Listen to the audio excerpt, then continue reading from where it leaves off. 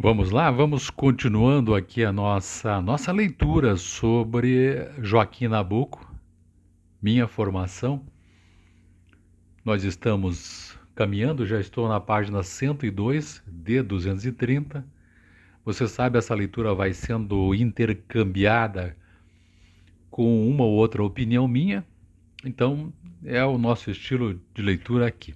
Espero que você esteja gostando.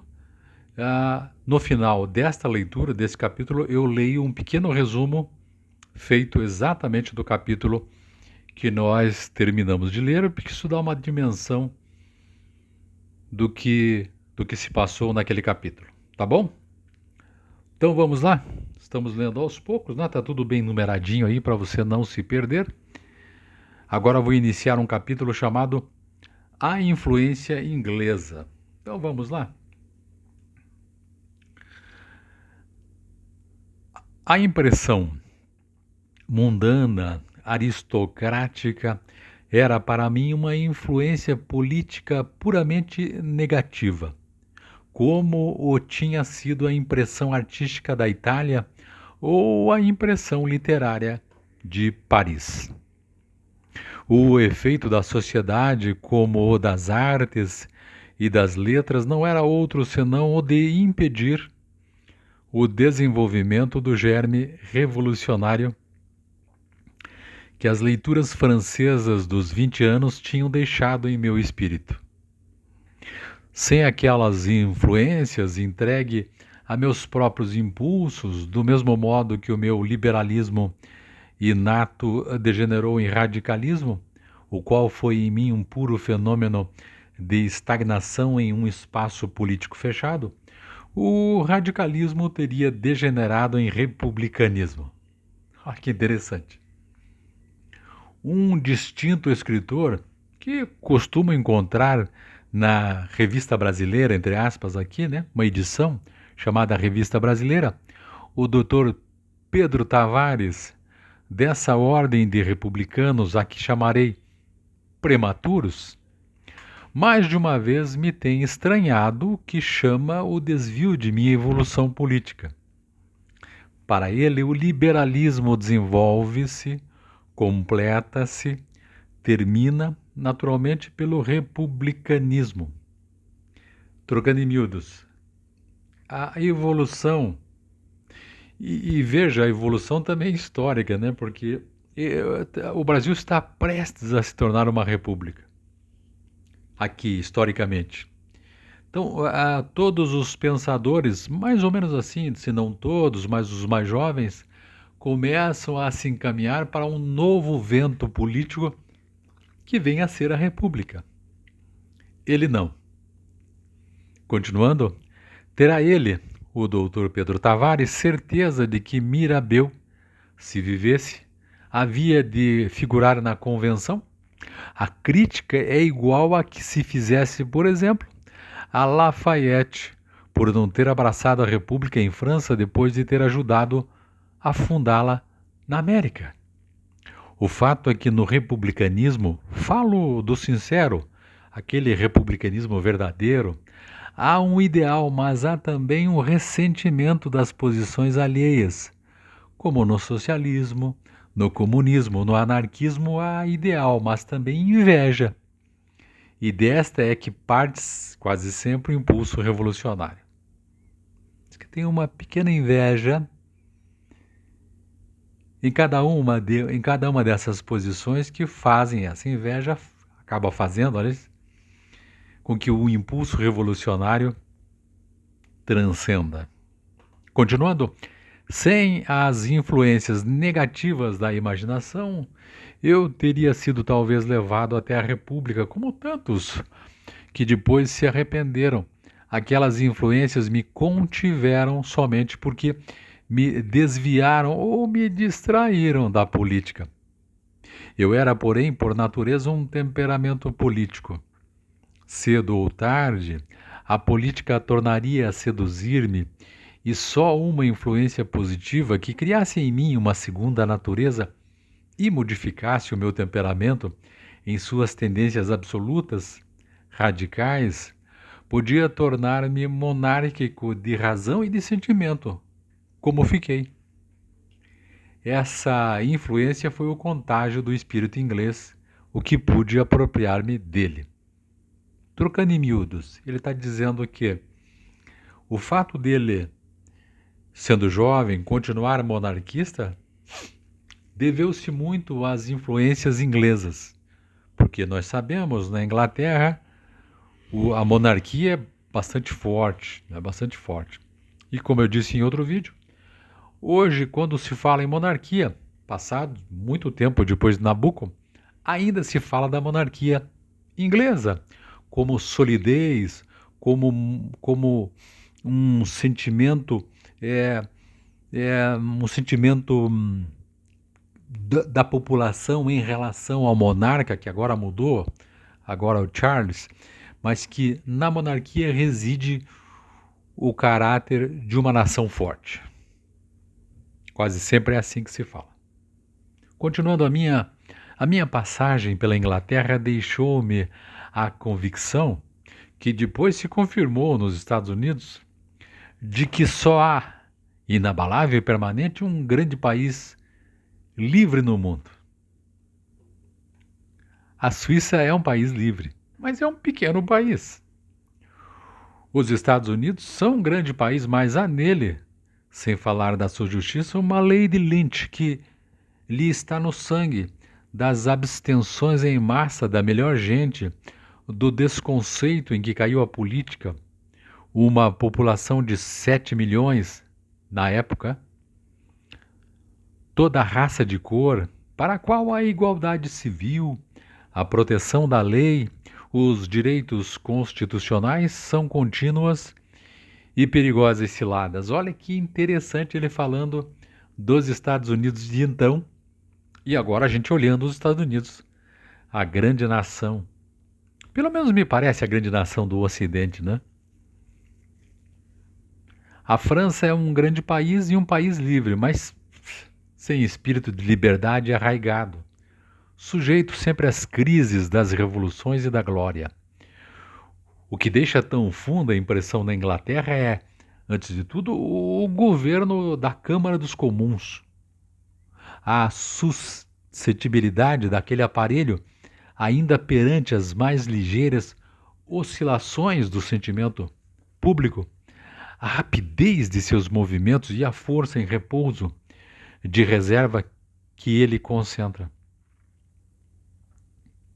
Então, das instituições inglesas, né, além da monarquia, ele acaba de falar da Câmara dos Comuns, o poder legislativo de lá. Mais ainda, porém, do que a Câmara dos Comuns é a autoridade dos juízes. Somente na Inglaterra, pode-se dizer, há juízes. Nos Estados Unidos, a lei pode ser mais forte do que o poder. E isto que dá à Corte Suprema de Washington o prestígio de primeiro tribunal do mundo. Mas só há um país no mundo em que o juiz é mais forte do que os poderosos. É a Inglaterra. O juiz sobreleva a família real, a aristocracia, ao dinheiro e, o que é mais do que tudo, aos partidos, à imprensa, à opinião. Não tem o primeiro lugar no Estado, mas tem-no na sociedade. O cocheiro e o groom sabem que são criados de servir, mas não receiam abusos nem violências da parte de quem os emprega. Apesar dos seus séculos de nobreza, das suas residências históricas, da sua riqueza e posição social, o Marquês de Salisbury e o Duque Westminster estão certos de que, diante do juiz, são iguais ao mais humilde de sua criadagem. Toda essa gente poderosa sabe que, diante do juiz, ele e os seus criados são iguais. Esta é, a meu ver, a maior impressão de liberdade que fica na Inglaterra. O sentimento de igualdade de direitos ou de pessoa, na mais extrema desigualdade de fortuna e condição, é o fundo da dignidade anglo-saxônica. Veja que aqui ele trouxe para as considerações da sua ideia de monarquia, não exatamente a monarquia, mas trouxe a Câmara dos Comuns e trouxe uma análise sobre os juízes ingleses, que, sinceramente, a gente quase não ouve falar, pelo menos por enquanto, agora, atualmente, né? Assim como também a Corte americana, melhor, a Corte norte-americana, a Suprema Corte norte-americana, né? A gente quase não ouve falar. Mas ele já coloca aqui como dois elementos importantes, juízes e o poder legislativo, digamos assim, que são fortes em Inglaterra. Continuando, exceto essa ideia de justiça, que se foi formando e crescendo em mim à medida que lia no Times a seção dos tribunais, curso prático de liberdade que a nenhum outro se compara, posso dizer que não fiz na Inglaterra senão verificar por mim mesmo a precisão, a penetração, a agudeza de espírito de Bagehot. O seu pequeno livro, cotejado com o que eu via, ouvia e sabia, explicava-se, tornava-se claro, sensível, palpitante no que era antes obscuro, indiferente. Fazia-me compreender o mecanismo de que ele formulara a teoria. Passava a ser para mim, em direito constitucional, um verdadeiro evangelho. Uma coisa era ter assimilado aquelas ideias logo ao sair da academia, e outra ver funcionar o próprio sistema, receber a impressão viva do que apenas eu aprendera ou decorara. De novo, gente, nós estamos 1870 e alguma coisa, óbvio, as forças políticas inglesas são bastante comuns nesse tempo também, que é o tempo dele. Essa dupla influência do governo inglês e da liberdade inglesa era por sua natureza monárquica. Ele está dizendo, toda essa engrenagem inglesa deve-se à monarquia. Vamos ver por quê. Ele diz, não podia deixar de inclinar-me interiormente à monarquia, a ideia de que o governo mais livre do mundo era um governo monárquico. Ainda assim, um estrangeiro inteligente não seria no seu país inabalavelmente monarquista somente porque o governo chegou na Inglaterra a um grau maior de perfeição do que nos Estados Unidos, que tomaram a forma republicana. Desde que não tínhamos no Brasil os elementos históricos que a liberdade inglesa supõe, a não querer eu cometer o maior erro que se pode cometer em política, que é o de copiar de sociedades diferentes instituições que cresceram, e infelizmente nós copiamos muito, né, no Brasil, porque me parece que nós tínhamos assim uma cópia antigamente, de algumas instituições francesas, porque a França dominou, né, muito do pensamento político que nós fomos beber. Depois, nós começamos uma verdadeira imitação, e eu acho que isso fica até hoje, dos Estados Unidos, da América do Norte. E isto aqui, ele já põe o dedo nesta ferida, dizendo que essa história de copiar de sociedades diferentes, instituições que cresceram, e daí continuando, eu não podia repelir a República do Brasil somente por admirar a monarquia inglesa, de preferência a Constituição americana. Era preciso alguma coisa a mais do que no que respeita à forma de governo para eu não me deixar arrastar. A transformação, ou melhor, a modificação de ideal político que sofri na Inglaterra era, todavia, preliminar, o preparo para a impenetrabilidade que ofereci depois à aspiração republicana.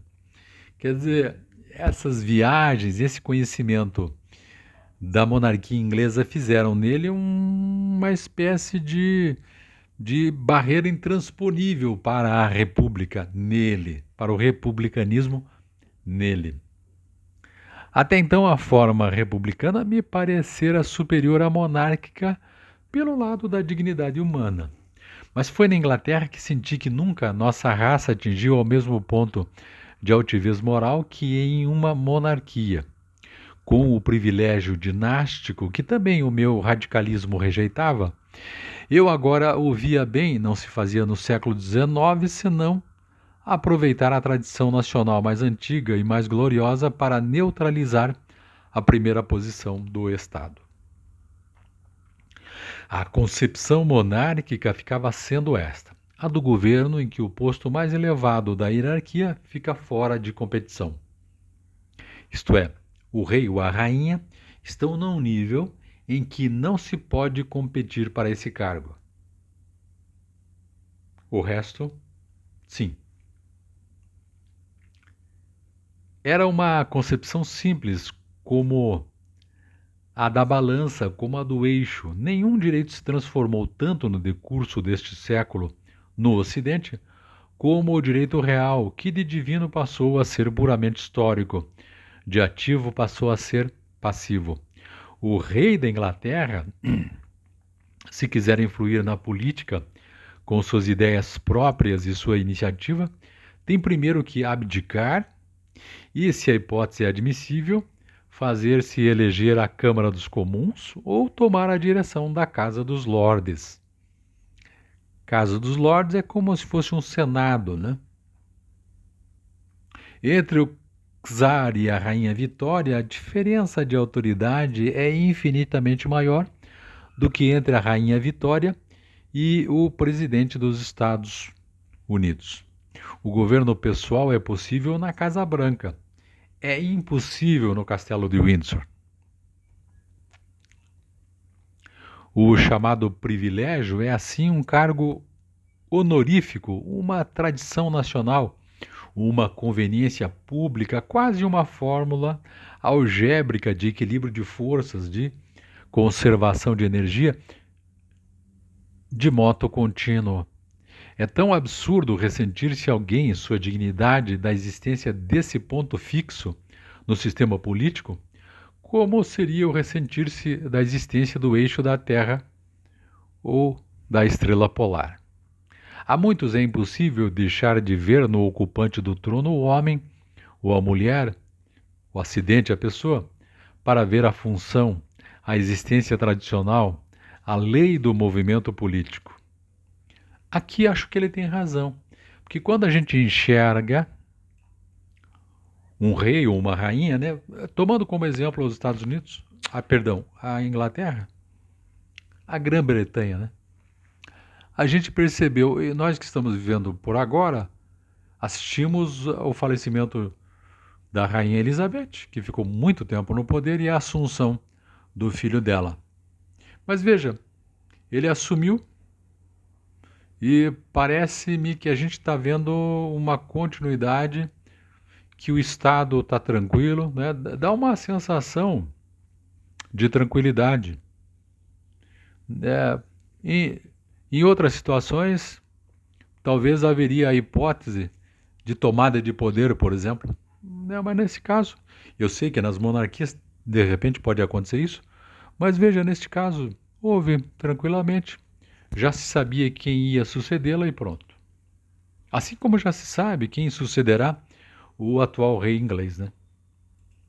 Continuando, desses pode-se dizer que são deficientes em imaginação simbólica, mas desaparecendo o simbolismo, podemos estar certos de que desaparecerá também o ideal na religião, na poesia, na arte, na sociedade. No Estado, a monarquia constitucional ficava sendo, para mim, a mais elevada das formas de governo. A ausência de unidade, de permanência, de continuidade do governo, que é a superioridade para muitos da forma republicana, convertia-se em sinal de inferioridade.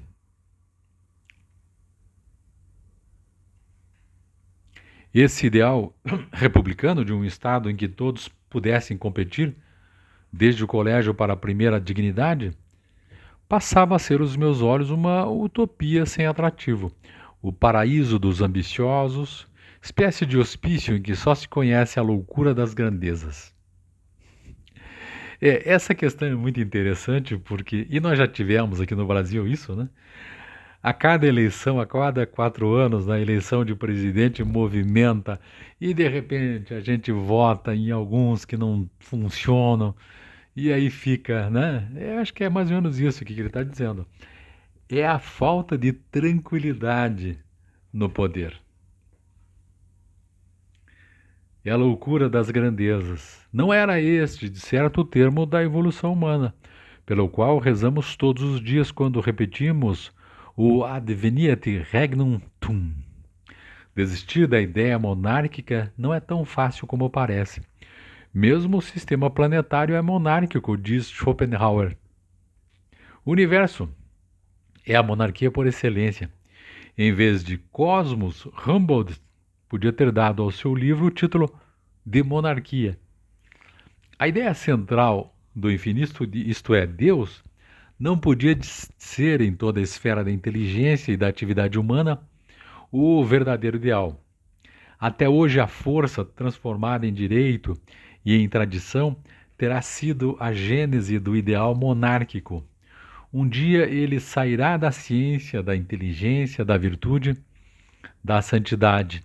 O ideal humano, todo ele, toda a estética religiosa, social, artística, podemos ficar certos, está inteiro na seguinte linha, e criou Deus o homem à sua imagem. Que ele faz uma comparação no universo e Deus, né? Deus representando uma grande monarquia também, controlando esse universo.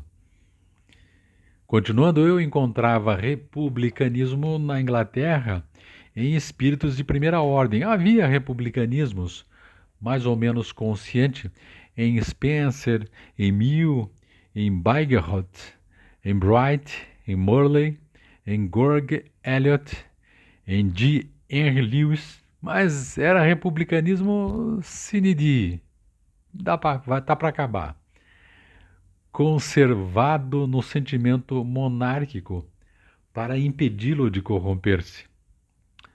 Como se dissesse assim para a monarquia: cuidado, nós podemos ter república, não se corrompa aí.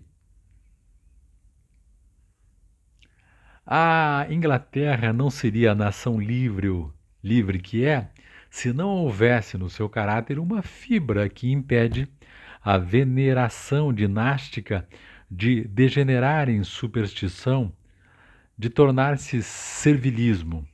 No coração inglês, a fidelidade à Câmara dos Comuns precede a fidelidade à realeza, e dessa regra não faz exceção a própria dinastia, que sente como a nação esse fundo de republicanismo latente, esquecido, até mais que a menor provocação faria ressuscitar o mesmo que sob os Stuarts, longe de ser incompatível com o monarquismo, é o que tem conservado, restringido, reduzindo o poder real à função que é hoje puramente moderadora e só raras vezes provisoriamente arbitral.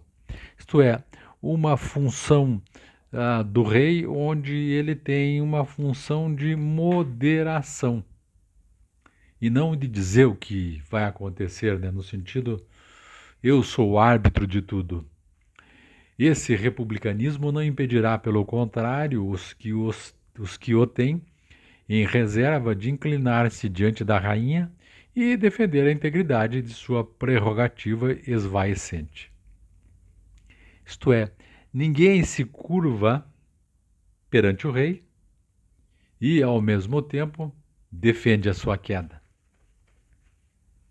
Como eu disse, porém, não me bastaria mesmo essa profunda modificação de ideal político para impedir-me de acompanhar o movimento republicano entre nós, dadas certas contingências. Eu podia ser monarquista de ideal e julgar a república, em um momento dado, o melhor governo praticável.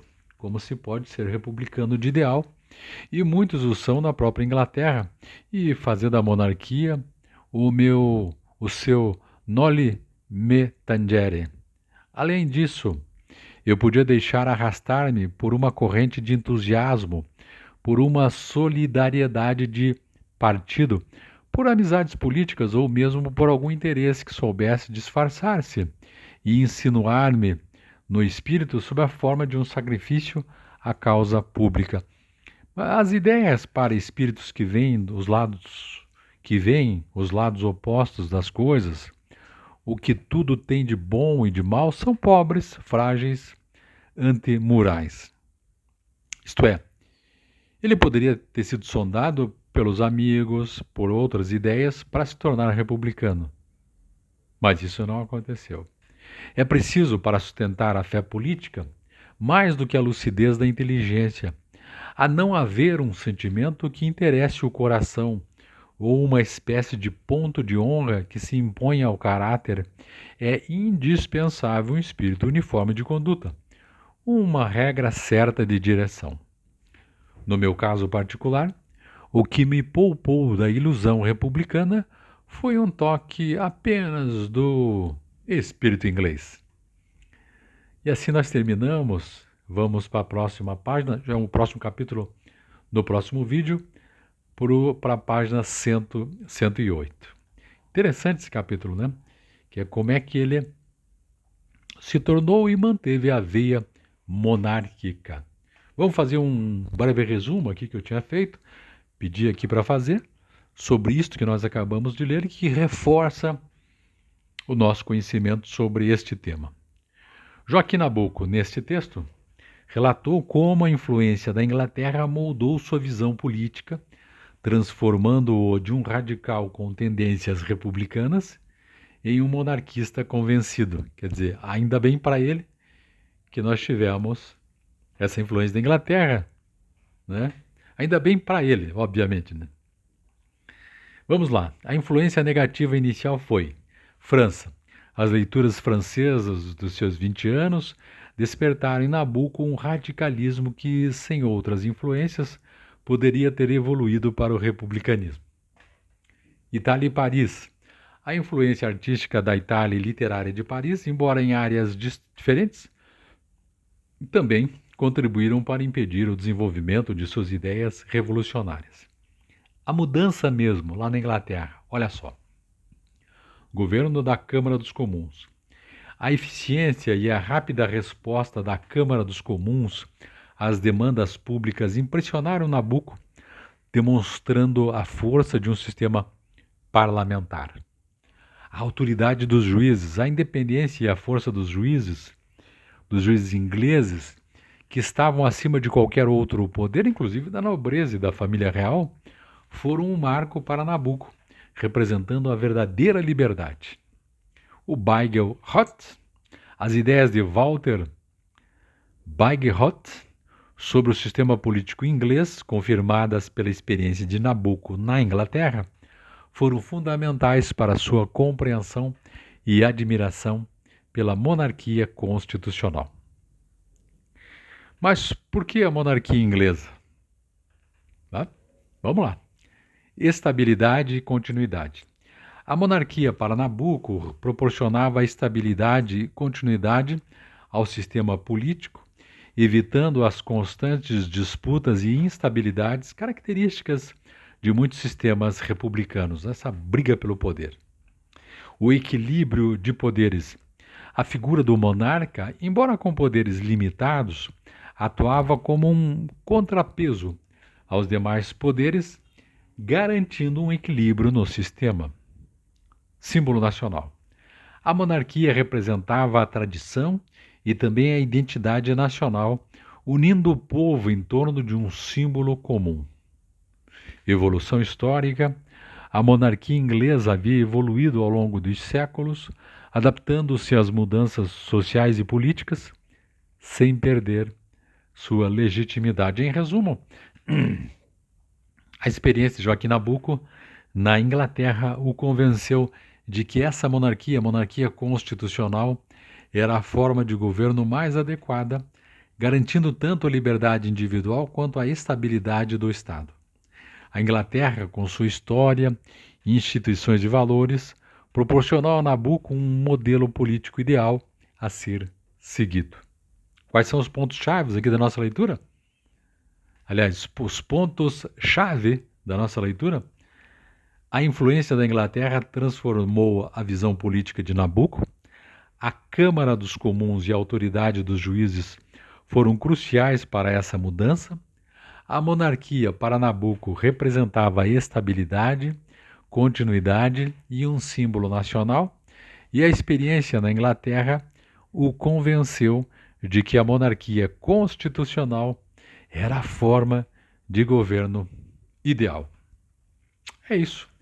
Terminamos essa leitura sensacional, conhecendo um pouco mais de Joaquim Nabuco e esse livro que é uma autobiografia chamado Minha Formação. Valeu! Te espero no próximo vídeo para o novo capítulo. É isto, muito obrigado. Tchau, tchau.